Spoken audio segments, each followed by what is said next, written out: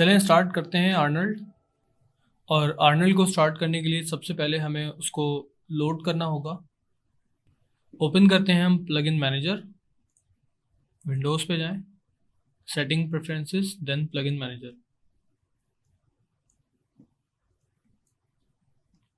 यहाँ पर आप स्क्रॉल डाउन करें थोड़ा और आप देखेंगे थोड़ा ही नीचे आपको mtoa.mll यानी कि माया टू आर्नल्ड, अगर ये बाय डिफ़ॉल्ट लोड हुआ है तो उसको ऑटो लोड पे चेक लगा दें। अगर ऑलरेडी लगा हुआ है तो दैट मीन ओके, अगर नहीं हुआ तो इन दोनों पे चेक लगा दें आप। तो उसके बाद फिर हम अपने हाइपरशेड का जो बटन है उसके बराबर में आप देखेंगे लेफ़्ट पे आपके पास डिस्प्ले रेंडर सेटिंग्स, इसको क्लिक करेंगे तो आपके पास यहाँ पे रेंडर यूजिंग के अंदर यानी कि जितने भी रेंडरर के ऑप्शंस हैं यहाँ पे आपको आर्नल्ड रेंडरर नज़र आ जाएगा। ठीक है, चलें स्टार्ट करते हैं अपने सीन से। तमाम रेंडर इंजन अपने साथ अपने शेडर्स और लाइट्स लेकर आते हैं।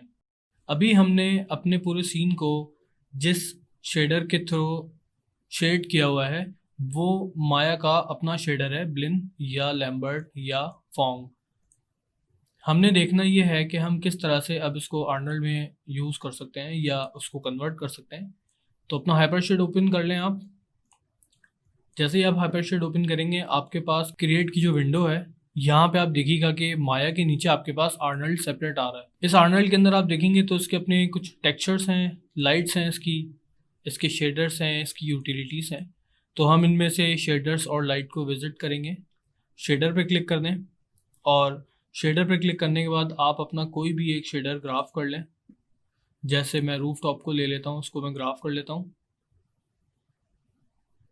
और उसके बाद शेडर्स के अंदर से हम जिस शेडर को यूज़ करेंगे वो होगा AI स्टैंडर्ड सरफेस। इसको क्लिक कर लें, क्रिएट कर लें। जैसे ही आप इसको क्रिएट करेंगे आपके सामने यहाँ पर दो नोड्स बन जाएंगी। एक होगी आपकी SG नोड जो कि शेडिंग ग्रुप नोड कहलाती है, जिसका मैं आपको पहले भी बता चुका हूँ, SG नोड। और दूसरी होगी आपकी शेडर की नोड। ठीक है, तो शेडर की नोड के अंदर कुछ ऑप्शंस देख लेते हैं। क्लिक करें शेडर की नोड को, एट्रीब्यूट्स में आ जाएं। इसके सबसे ऊपर आपके पास टाइप आ रही है, टाइप के अंदर से आप अपने शेडर को किसी भी दूसरे शेडर में कन्वर्ट कर सकते हैं। उसके नीचे बेस और स्पेकुलर के दो ऑप्शंस हैं जो हम यूज़ करेंगे। बेस के अंदर सबसे पहले आपके पास वेट है जो कि हमारे पास ब्लिन के अंदर, अगर मैं दोनों shader side by side open कर लूँ, हमारे पास ब्लिन के अंदर यहाँ पे डिफ्यूज़ था जो कि अब यहाँ पे वेट है। और वेट के नीचे अगर आप देखेंगे कलर, जिसका मैं स्लाइडर अगेन के कोई भी आप कलर उसमें सेलेक्ट कर सकते हैं। वही चीज़ ब्लिन में हमारे कलर के थ्रू थी जिसमें हमने अपना टेक्सचर्स कनेक्ट किया हुआ है। उसके नीचे है डिफ्यूज रफनेस और मेटलनेस। ठीक है, नीचे आ जाएं स्पेकुलर के ऊपर। ब्लिन के अंदर भी देख लें स्पेकुलर, क्योंकि ब्लिन एक डिफरेंट आर्किटेक्चर पे काम करता है और आर्नल्ड के जितने भी शेडर हैं ये सब फिजिकली एक्यूरेट शेडर्स होते हैं। इसके जो स्पेकुलर के एट्रीब्यूट्स हैं और जितने दूसरे एट्रीब्यूट्स हैं वो तमाम के तमाम फिजिकली वैल्यूज़ पे बेस करते हैं। स्पेकुलर के अंदर सबसे पहले हमारा वेट आ जाएगा, यानी कि स्पेकुलर का कितना वेट होना चाहिए सीन के अंदर और उस वेट का कितना कलर होना चाहिए। उसकी रफनेस यानी कि वो कितना ब्लर होना चाहिए, आसान लफ्ज़ों में समझने के लिए हम रफनेस को ब्लर कह सकते हैं। उसके नीचे उसका IOR। उसके बाद अनाइजोट्रॉपी आप यहीं से कंट्रोल कर सकते हैं और अनाइजोट्रॉपी की रोटेशन आप यहाँ से दे सकते हैं। ठीक है, तो ये बहुत बेसिक एट्रीब्यूट्स हैं। उसके बाद हमारे पास सबसरफेस होगा जो कि हम इसको आगे रिव्यू करेंगे दूसरी क्लासेस में। ये एक एडवांस शेडर है। आर्नल्ड के जितने भी शेडर्स हैं या जितने भी रेंडर इंजन के अपने शेडर्स होते हैं ये तमाम के तमाम काफ़ी डिटेल शेडर्स होते हैं। हम अपने सीन को सबसे पहले कन्वर्ट करना शुरू करेंगे माया से आर्नल्ड के अंदर। उसके लिए हमने जो शेडर अभी क्रिएट किया है हम उसके अंदर अपना टेक्सचर कनेक्ट कर देंगे।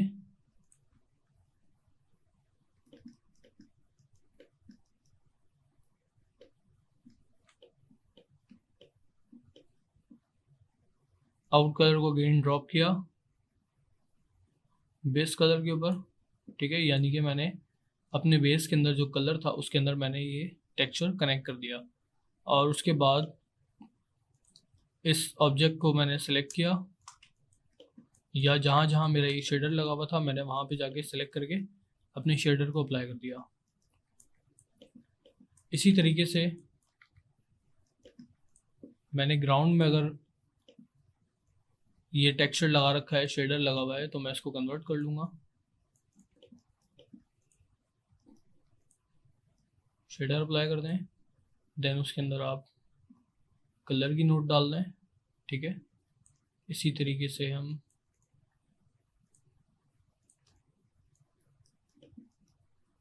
यहाँ पर भी इसको कनेक्ट कर देते हैं। ठीक है, और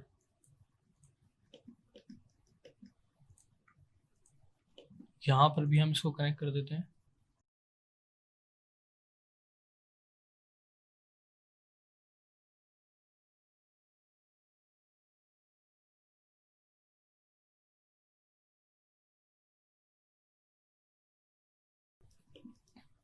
अब हमने वो तमाम शेडर्स को कन्वर्ट कर दिए जो कि टेक्सचर्स जिनके अंदर प्लग हुआ हुआ था।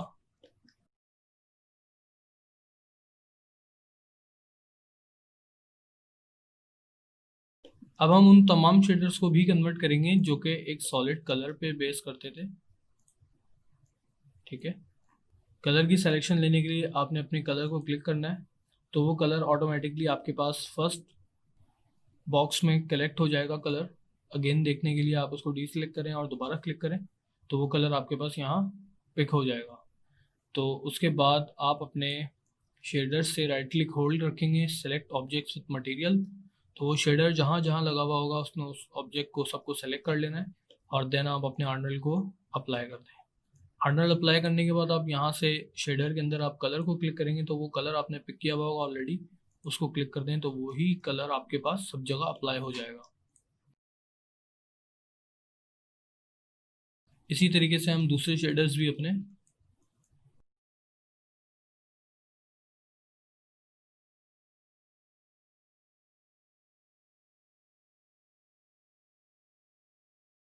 बहरहाल लेट सपोज कि हमने सारे शेडर्स कन्वर्ट कर लिए। अब हम देखते हैं कि लाइट्स हम किस तरह से कन्वर्ट कर सकते हैं। ओके, तो हमारे पास 4 लाइट्स थी जो कि हमने अपने सीन को लिट किया था, जिसमें इनको अनहाइड कर लेते हैं और रेंडर पैनल ओपन कर लेते हैं और अपने कैमरे से एक दफ़ा रेंडर ले लेते हैं।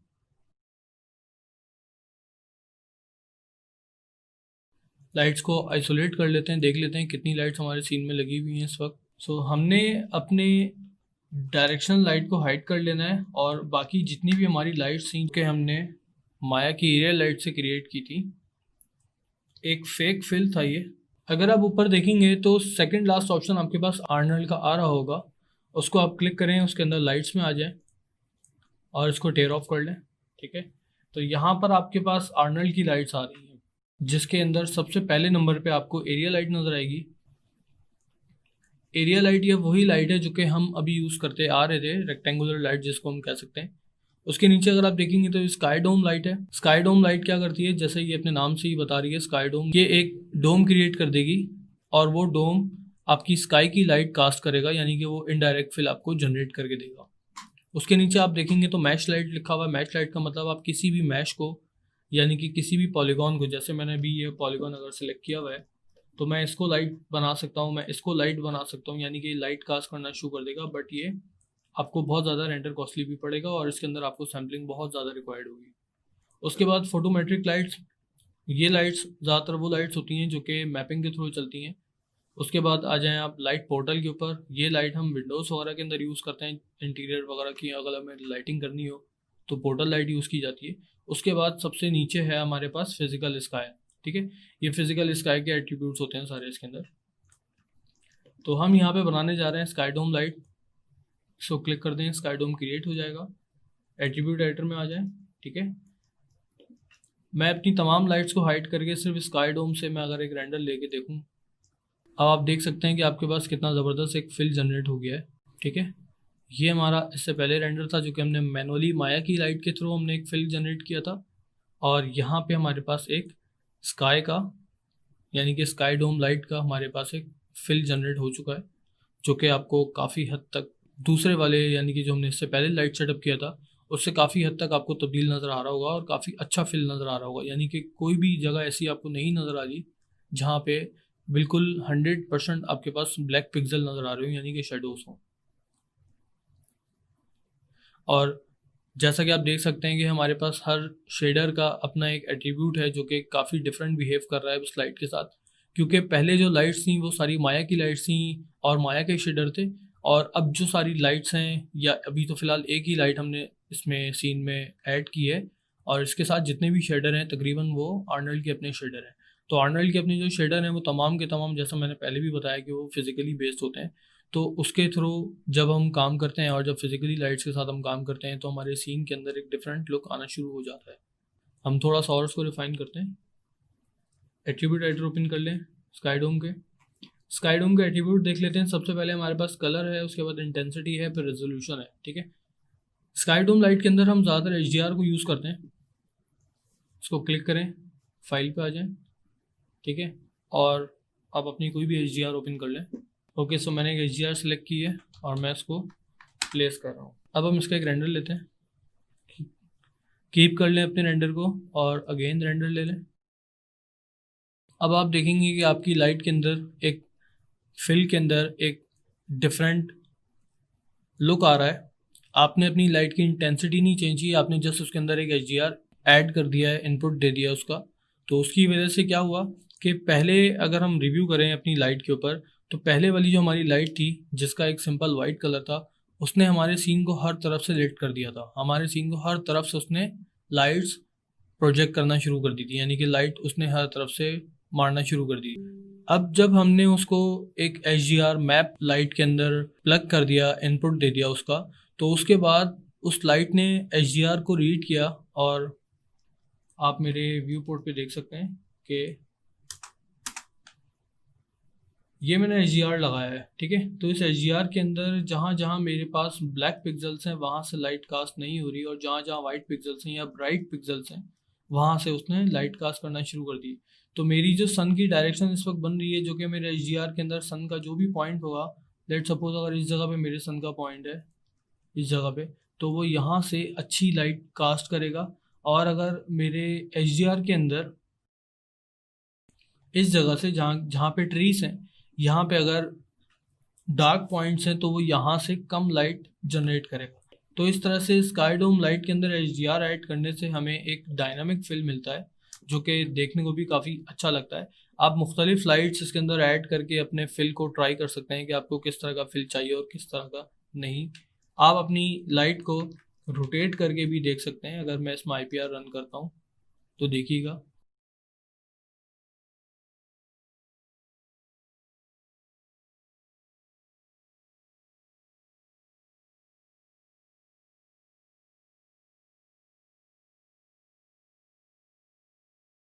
तो जैसे ही मेरे सन की जो डायरेक्शन है वो मेरे हाउस के बिल्कुल फ्रंट पे आई, तो वहाँ से उसने प्रॉपर एक सन की लाइट जनरेट कर दी। तो इस तरह से आप अपनी HDR के थ्रू भी लाइट कर सकते हैं।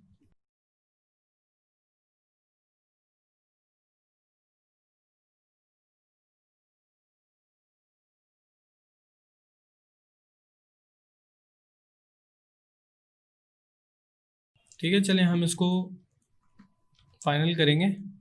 हम अपनी डायरेक्शन लाइट को अनहाइड कर लेंगे, और डायरेक्शन लाइट के अंदर अगर आप देखेंगे नीचे आपके पास आर्नल्ड का एक ऑप्शन है, आप इसको क्लिक करेंगे तो हमारे पास यहाँ पे आर्नल्ड की लाइट के एट्रीब्यूट्स ओपन हो जाएंगे।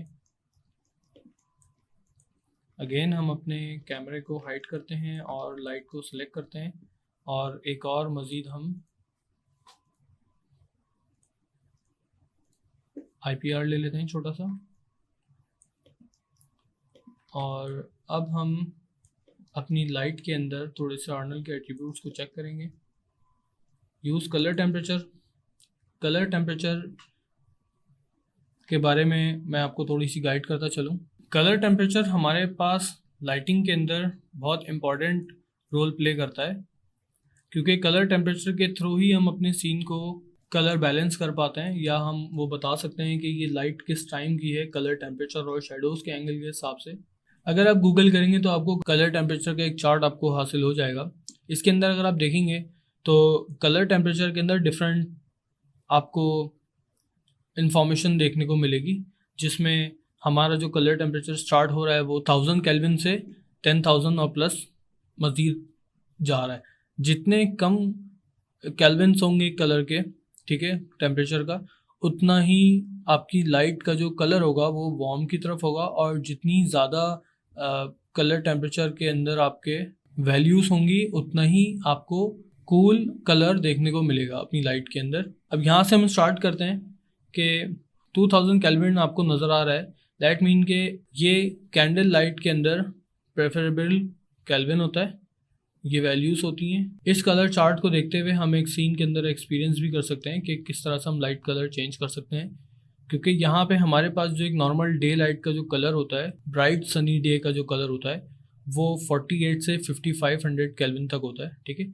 तो हम यहाँ पे अपने सीन के अंदर इसको टेम्परेचर दे देते हैं कि हमें 5500 का टेम्परेचर दे दें, ठीक है। तो वो हमें जो कलर कास्ट करेगा डायरेक्शन लाइट से, जो हमारी सनलाइट है, वो कूल कलर कास्ट करेगा। इसको मज़ीद देखने के लिए अगर हम इसको बढ़ा दें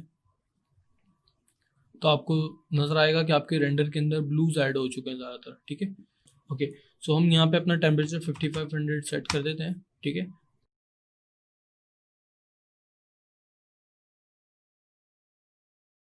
लाइट एंगल भी थोड़ा सा चेंज करके देख लेते हैं।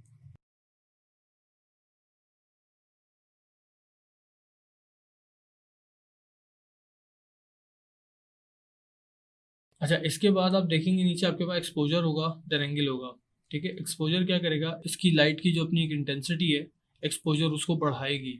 मैं एक्सपोजर 1 करता हूँ, मेरी लाइट की इंटेंसिटी और इंटेंस हो जाएगी। 5 करता हूँ, मज़ीद बर्न हो जाएगी। तो एक्सपोजर उस वक्त आप अपने लाइट का एडजस्ट करें जब आपको बहुत ज़्यादा नीड हो, या आपको बहुत माइनर कुछ ट्विकिंग करनी हो, ठीक है, या आपको लगता है कि आपको यहाँ पे बहुत स्ट्रॉन्ग लाइट देनी हो, तो एक्सपोजर की बहुत माइनर सी वैल्यूज से आप स्टार्ट कीजिएगा, और उसके बाद अपनी डिज़ायर वैल्यू पे जाके थोड़ा सा कम ही इसको हम रखते हैं, क्योंकि हम ट्राई करते हैं कि कोई भी चीज़ बिल्कुल वाइट वॉश की तरफ ना जाए। एंगल इसके जो शेडोज़ होंगे उसको ब्लर करेगा। हमारा जो कैमरा एंगल है, इसमें अगर हम देखें कि जो हमारे कैमरे से नियरेस्ट ऑब्जेक्ट है, जैसे ये अगर आपको नज़र आ रहा है एक ऑब्जेक्ट, इसको मैं अगर रीजन रेंडर लेता हूँ और एंगल मैंने 10 किया था, इसको मैं वापस 0 कर देता हूँ, तो आप देखिएगा कि हमारा जो शेडो है वो कितना शार्प हो चुका है, ठीक है। क्योंकि एक नेचुरल फिनोमेना है कि लाइट अगर किसी ऑब्जेक्ट के ऊपर हिट होती है तो उसके बाद उस ऑब्जेक्ट का जो शेडो कास्ट होता है, जब शेडो उस ऑब्जेक्ट से कास्ट होना स्टार्ट होता है, तो बिल्कुल इनिशियल पॉइंट से जब वो शेडो कास्ट होता है, तो जितना डिस्टेंस पे वो शेडो गिर रहा है किसी ऑब्जेक्ट के ऊपर या किसी सरफेस के ऊपर, वो उतना ही ब्लर होता है, और जितना करीब ऑब्जेक्ट अपने शेडो से होता है उतना ही शार्प आपका शेडो जनरेट होता है। तो हम यहाँ पे कोशिश करेंगे कि एंगल जो है वो हम थोड़ा सा ओपन करें, क्योंकि ये ऑब्जेक्ट इस सरफेस से थोड़ा सा करीब है, तो हम इसको बिल्कुल ब्लर नहीं करेंगे, ज़्यादा ब्लर नहीं करेंगे, ठीक है। एंगल के नीचे अगर आप देखेंगे आपके पास सैम्पल्स हैं, जितने ज़्यादा आप सैम्पल रखेंगे उतना ही आपका रेंडर जो है वो टाइम लेगा।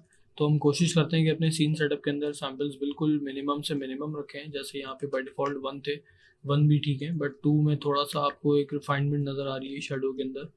अगर मैं इसको 1 कर देता हूँ तो देखिएगा आप, बहुत ज़्यादा एक अजीब सी नॉइज़ आ रही है। तो 2 इनफ है हमारे पास, ठीक है। उसके नीचे शेडो डेंसिटी आप कम करेंगे, शेडोज विजिबल हो जाएंगे, यानी कि शेडो रिमूव हो जाएंगे। उसके बाद अगर हम शेडो वापस ओपन करते हैं तो शेडो डेंसिटी 1 कर दीजिएगा। कास्ट वॉल्यूमेट्रिक शेडोज, अगर ये आपने अपने सीन में कोई वॉल्यूमेट्रिक लाइट रखी हुई है तो ये उसको काम करेगा, अदरवाइज नहीं करेगा। ये उसी के सैम्पल्स है,